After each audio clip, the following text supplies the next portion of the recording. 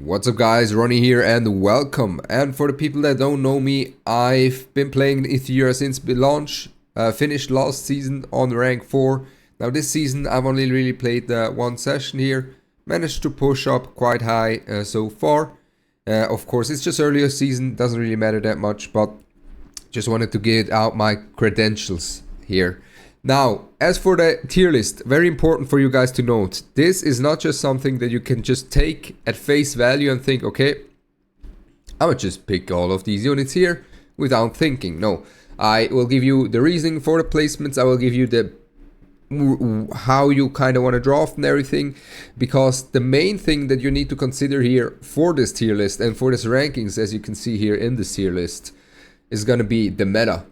And last season we had a very clear tank down meta mainly, and this season we have a complete switch thanks to the healing adjustments and also some adjustments to other units and some new units coming in as well. And now we're very much in not a standard meta, but actually quite a bit of an aggro meta at the moment. And this is what kind of defies these placements. Now in terms of the different tiers, what do these different tiers mean? Now the Apex tier is basically the units you want to draft from picks 1 to 3. You want to early rotate these kind of units. And the S tier, now some of these units you can also pick actually quite early, to be honest. But the S tier are usually units from 3 to 5, most cases. And A tier is going to be units that round out your comp or counter your opponent's comp. Now B is kind of niche, and everything else, forget about it, okay? So first up, Tiamat. Now you might think, what's Tiamat doing up here now that we're out of the tank meta, right? And the healers are kind of gone. Shouldn't she be lower now? Shouldn't she be weaker? Well, kind of the opposite really happened to Tiamat due to that. Because now that there are no healers, or not that many healers drafted here in the more aggressive aggro meta, the damage that Tiamat does sticks more. And therefore, when Tiamat goes, she just rinses the entire enemy team, and there's no one really to back it up, no one there really to sustain that damage that's coming from Tiamat. There's only a few units, I will go into it. So the only real unit that can sustain that kind of onslaught that a Tiamat can send onto you is going to be the Fusho. Then the other thing that you need to consider is with the Tiamat, we're more in an aggro meta and also a bit of control, to be honest. And the Tiamat gives your team that damage mitigation, acts as a mitigation knight, and on top of that, a big carry, a big threat for your team as well on top of it, right? She provides shields to slow the game down a little bit, and then once she transforms, she just goes. Especially those double turns can be exceptionally powerful and can basically always game winning. If she gets that double turn on the transform, it's just over for your opponent. And also against cleave, she's by far the best DPS that you can pick against cleavers, especially because against most of the cleaves, most DPS kind of just fall over, and Tiamat will probably, and Tiamat usually kind of stands there still. And talking about the cleave, we can go right into the best cleave unit in the game. This is going to be Messiah. Messiah is just that guy. He ignores passives, he does a load of damage, and in combination with the right draft, with the Beyond and drafts especially, he can just one-shot entire teams with a single ultimate. Some strong Messiahs can do that, or with the Beyond, you know, you have, for example, the Tsukiyomi that goes, Messiah goes, attack buff, ultimate, then Beyond goes, pushes up the Messiah ults again, everything's dead.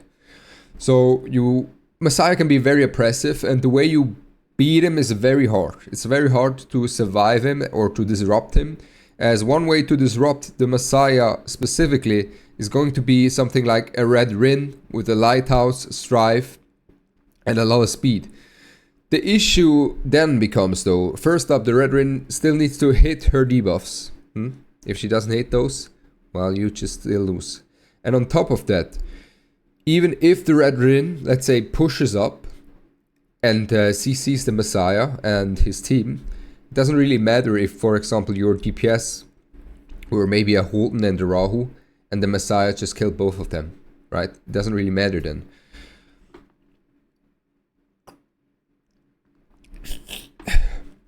And on top of that, against a very fast cleaver, the Red Rin needs to be exceptionally fast to cut ahead of that Beyontin before the Messiah takes the second turn.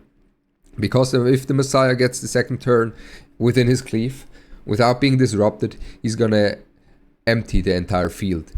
And for that you need like a 290 strive Rin or something like that if you're playing against very fast cleavers that have some the likes of Freya, Beyontin and everything together.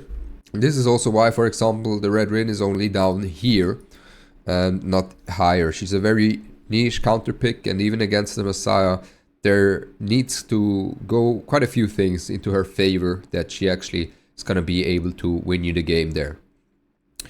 And then continuing with the Apex tier, right? Continuing with it, we have the Lily. Now the Lily is super good for the cleave with the Messiah, but she's also exceptional in these kind of aggro drafts that we're in at the moment. A Lily with these two can basically overwhelm any defensive capabilities. A Lily Tiamat just overwhelms basically everything. You know, you're not going to be able to withstand a Lily Tiamat just sending AoE damage after AoE damage after you. And the Lily Holden will make it that the Holden just Giga Cycles, defense breaks, resets your team, strips your team multiple times. It just brings so much value, right? And the Lily overall, also again as well with the Messiah, she can be used for cleavers as well. She's just so potent in the current aggressive meta, and she's actually kind of in her prime at the moment, even stronger than last season, I think personally. Then we have the Plume. Plume is another one of these insane units. I think last season we had Fusho up here as well as kind of a counter for the Plume. But this season, with all the aggressive options that we've got and the season, you know, speeding up quite a large margin, I believe that the Plume definitely is stronger now than the Fusho in the current season, as she is able to just overwhelm your opponent. Defense break into some AoE nukes can just be devastating. Like even a Rahu ultimate. A defense break into Rahu ult, goodbye enemy team, let me tell you that much. And on top of that, the main thing about the Plume on top of that is also going to be the cycling. The amount of cycling you get from the Plume is insane. And also what you need to consider, Plume's existence kinda cocks a few other DPS. For example, the Rahu, a lot weaker against the Plume. Tiamat though, doesn't really care about the defense down, as long as she survives the initial onslaught. And if she survives and transforms, and the Plume has to hit into the Tiamat, is a bit in danger, right? It's a bit danger dolan. And then we have the Holden. Now the Holden against the Plume. The thing about difference between the Holden and the Rahu against the Plume is simple. Now Holden can't play into Tiamat, by the way, but I don't really know who can play. Rahu can play into Tiamat, but quite frankly, Rahu is not... I don't know. Rahu doesn't necessarily win into Tiamat. So the Holden, the reason why Holden is better into Plume, for example, is... First up, why is Holden so good at the moment? Well, because Plume is so strong and she's a stripper, Holden is a stripper, and then we also have a lot of other strong units that have been buffed. Mainly control units that have become very strong. And with these two, you have like a guaranteed stripper. You lock something like a Celince, you lock something like a Lilith that is very strong, and all of a sudden you're in a control draft and you're controlling your opponent, and even if they pick some cleansers, the amount of debuffs will overwhelm them. That's very good with the Holden. And on top of that, even against the Plume, just had a game earlier where I had a Holden into the Plume and I was like, damn, this guy is doing so much work with the amount of defense breaks he provides with his counterattacks, the resets he provides with his S2, and the amount of strips, attack downs, and everything he provides with his S3.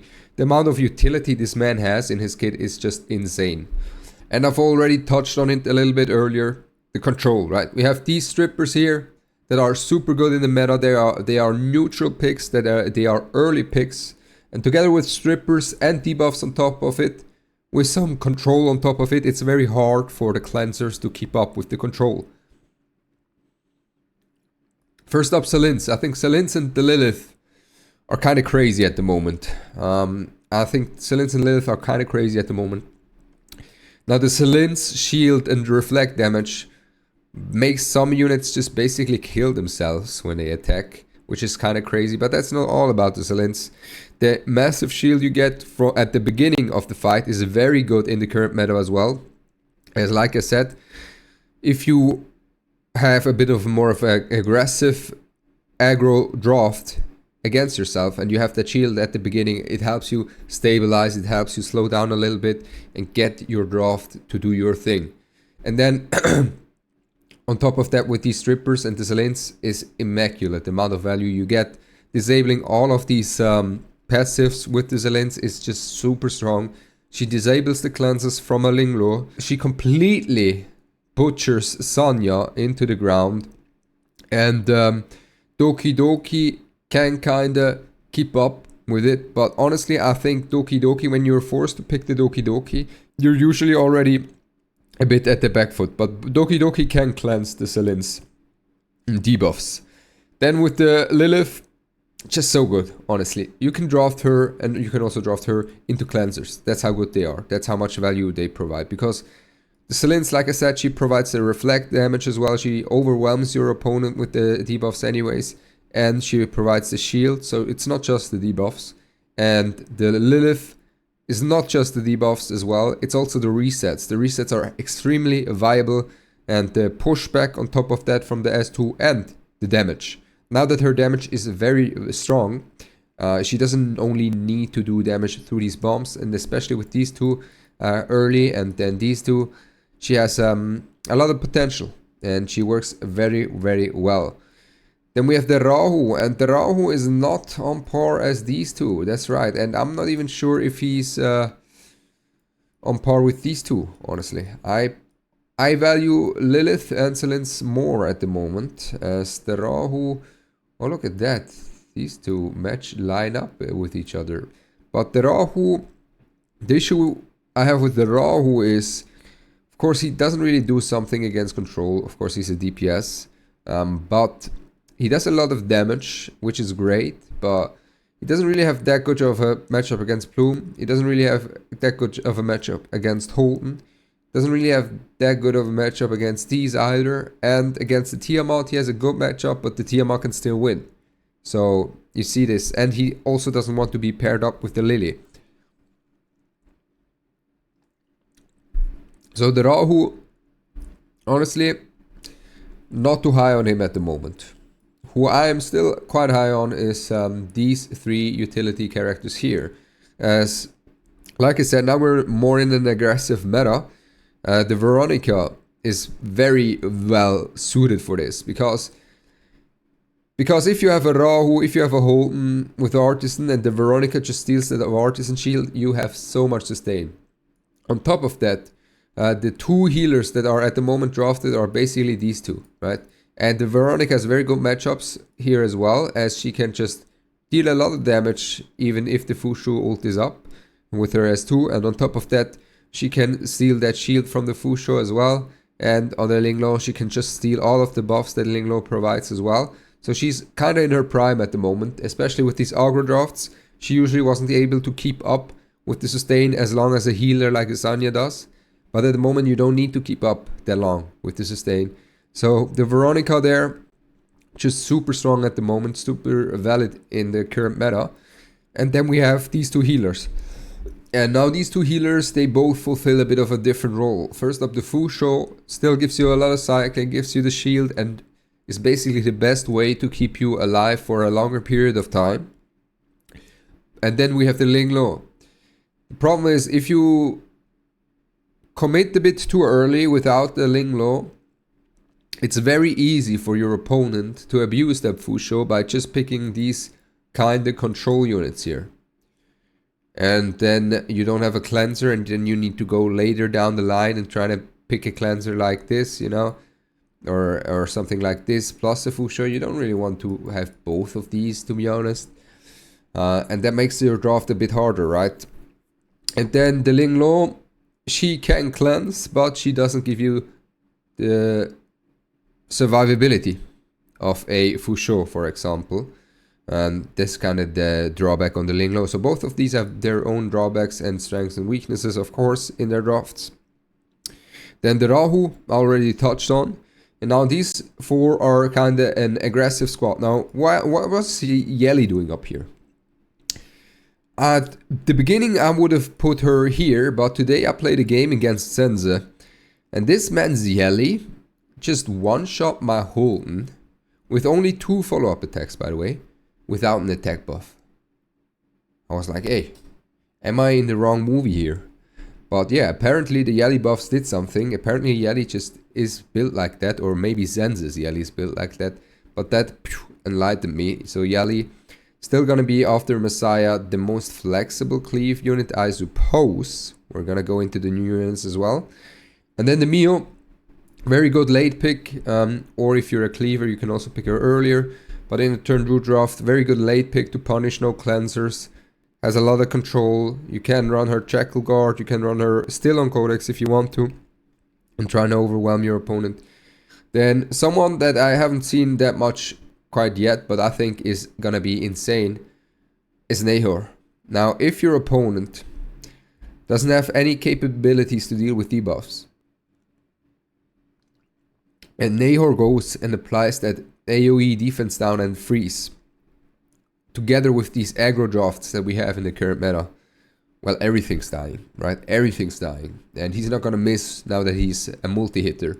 And I think Nahor is going to be super, super strong on a late pick in a turn 2 draft as well, when you have your DPS secured. And can, yeah, provide a lot of value there, just making you overwhelm your opponent very quickly. And even if they have cleansers, I mean, there's 3 debuffs coming at you, alone from Nahor, right? So there's a lot of debuffs that need to be cleansed. So it's not that easy. And then we have the Heinrich. Now the Heinrich I was considering to put in A tier, but we're going to keep him here in S tier for now. I think he's good. But I think Nahor is just better. And sure, he provides that block buffs, but he has quite a few answers. He also can provide a lot of answers into Linglo and Veronica though, and he can also provide answers into Doki Doki, as the Doki Doki is not going to be able to cleanse anything into the Heinrich, but Heinrich is on the verge of S tier in my opinion. I think these hard control abilities are just usually more valuable. And then we have the Lilium down here. What's the Lilium down here? What are you talking about, Ronaldo? Well, honestly, the Lilium is more of an aggro unit than an anti-control unit at this point. As like I said, we're in a very aggressive meta, and if your opponent picks control, you're not gonna survive the control by picking a Lilium. Like, what's the Lilium gonna do if your opponent controls the rest of your team? Lilium is not gonna kill your entire team. By the time the Lilium killed that control of your enemy team, the enemy already got so much of a tempo lead that the Lilium ain't doing anything. I think the Lilium is mainly an aggressive control for the controllers and cleavers. If you get first turn, then she can do a lot of work. If not, I think she's a late pick. Honestly, she's a late pick, and it's very easy to mispick her. Then we have the Doki Doki. I think she's good against control. Like I said, a counter here, but you don't want to pick her too early, as you're just going to be at the back foot in a turn 2 match with her. Then we have the Mia. Mia, honestly, quite solid now in the current meta. I think is very good. I think the meta favors her a lot. I was considering even putting her into S tier. There are not that many players that have a Mia build, but the ones that have her build are kind of in a very good spot now, as you can just draft some CC, 1-2, bam, protect the Mia, strip, push back your opponent. Now that you have so many good CC alternatives here with the Celince and the Lilith, push back your opponent and just CC your opponent to death. Reduce your cooldowns from the units with the Mia, from your control units with the Mia, and just go from there. Yeah, maybe she's even S tier. We're gonna keep her at A. But maybe she's even S tier. She's just very much for a specific playstyle. Then we have the Kokardi here in A tier. Honestly, I like the Kokardi the way he is as a late pick, as a pick into units that don't have too much AoE. So he's just losing against Tiamat, by the way. Don't pick him into Tiamat. But if your opponent has something like a Lilium, like a Holton Lilium as his DPS, Kokardi can do a lot of work and just scale up and deal a lot of damage throughout the fight. I'm currently still running full DPS Kokardi. You can't pick him early like a Holton or a Tiamat. He's not like that. He's more of a later pick here. Tsukuyomi, mainly a cleave unit, or if you speed contest the cleaver and reverse cleave, you can go Tsukuyomi. I think for turn 2, hard to tell if she's good there too. I think she could be good there, but I personally run her as my speed contester against cleavers, so I can't really build it turn 2 Tsukuyomi. And for turn 2, or for just normal, you know, for standard aggro drafts, she might still work. But then we have the Born, another buffed bruiser here. Born just very good into Kokardi and Lilium. Right, you're gonna late pick the Born when most of the other options are out. When your opponent's got something like a Lilium, like a Kokardi, Born is gonna be exceptional. He's a very good pick now in the new meta with the double strip as well, is also very good for him. His damage is solid, he's tanky. He can put in a lot of work, definitely.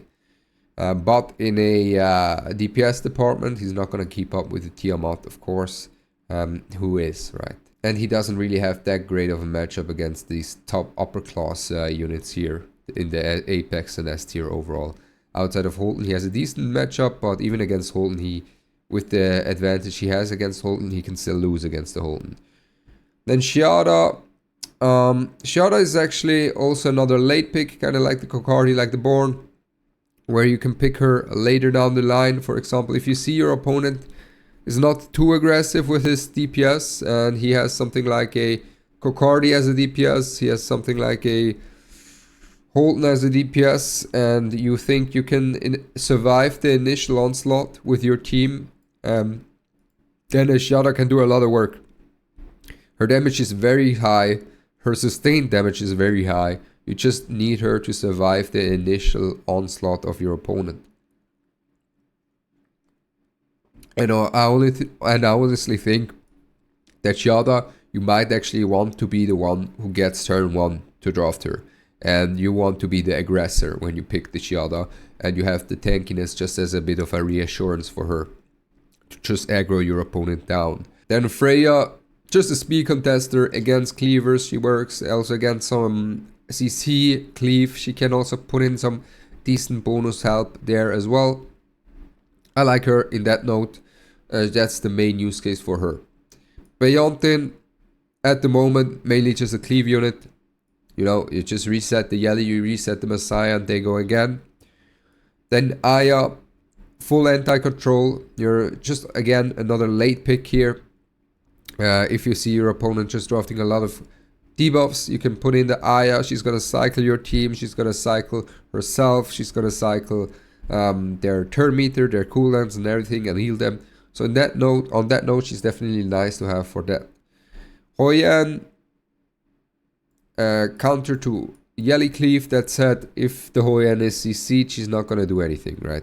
Keep that in mind. It's not that easy to draft the Hoyan most of the time. Now, Viper, I think, has become stronger now in this season, as Viper helps you quite a bit to survive the initial onslaught from your opponent, while also providing your team some good debuffs, some strips, some damage, a lot of value there. And especially with these new attack-based bruisers coming in, Viper has seen quite a bit of a resurgence here in the meta. Then the Mizuki Makoto, she's mainly used as a counter unit to something like a Shiada, something like maybe even a Born or a Tiamat. But outside of that, she's not that crazy of a bruiser as these other picks. And on top of that, even if she's a counter to the Tiamat can still win against the Mizuki. Now the Shiada, I'm not too sure how that matchup works. I think if the Shiada gets the D-break on the Mizuki, she'll be fine, but the Shiada will need some cleanses, of course. Then Sanya has had the biggest slowdown ever in this season. Not only has she been nerfed, but like these CC units completely put her into the gutter. And yeah, she's just not as strong as she used to be. Way weaker. Especially Celince just guts her. Like if Celince debuffs the Sonya, she's not even gonna heal. She's gonna just be sitting there doing nothing. Deadbeat, right? Infoniel has gotten buffs, and I think the meta is also helping her out quite a lot. That said, to see the exact value of the Infoniel, it's hard to say. Because, quite frankly, the Nymphoniel I think is going to be good, especially also in these aggro kind of drafts with attack-based bruisers as well. She's going to have great synergy with Shiada, with Born, with Kokardi, right? Most of us don't have all of these units quite latized up yet. Once all of these are latized up, we might even see Nymphoniel go up there. She can also be used in Cleave as well.